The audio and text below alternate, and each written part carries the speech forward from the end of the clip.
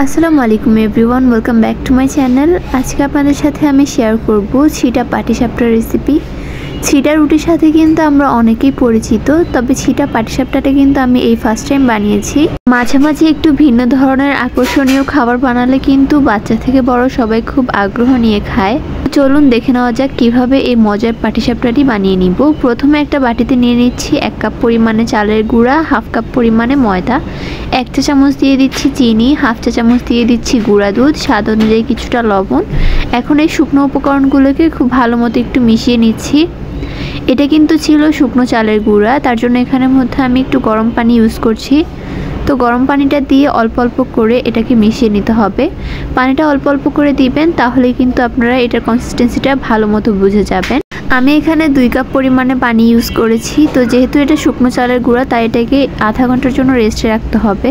তো ঢাকনা দিয়ে রেখে দিচ্ছি এক পাশে। আরেক পাশে আমি একটা চুলায় প্যান বসিয়ে দিয়ে দিচ্ছি 1 কাপ খেজুরের গুড় আর 1 কাপ পরিমাণে কোরানো নারকেল দিয়ে দিচ্ছি। তো এখন এই নারকেলটা আর গুড়টাকে খুব ভালো মতো মিশিয়ে ভেজে নিতে হবে।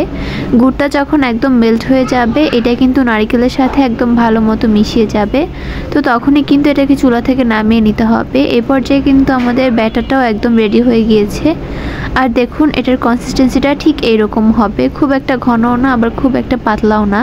তো এখন এটাকে আমি একটা পাইপিং ব্যাগের মধ্যে ঢুকিয়ে নিব। ব্যাগটাকে ফার্স্টে আমি একটা গ্লাসের মধ্যে দিয়ে দিচ্ছি, আর তারপর এক চামচ করে ব্যাটারটা দিয়ে দিচ্ছি। এই পাইপিং ব্যাগ হাতের কাছে না থাকলে আপনারা কিন্তু বোতল ছিদ্র করে বা যে কোনো ধরনের পলিথিনে দিয়েও কিন্তু এই কাজটা করতে পারবেন। তো সম্পূর্ণটা ঢুকে নেওয়া হয়ে গেলে আরেক পাশে আমি চুলায় একটা প্যান বসিয়ে দিচ্ছি ননস্টিকের। এখন এখানের মধ্যে সামান্য একটু তেল দিয়ে আমি টিস্যু দিয়ে তেলটাকে ব্রাশ করে দিয়েছি। আর এখন আমি সেই পাইপিং ব্যাগের মুখটাকে একদম ছোট করে কেটে এরকম এবড়ো থেবড়ো করে দিয়ে দিচ্ছি।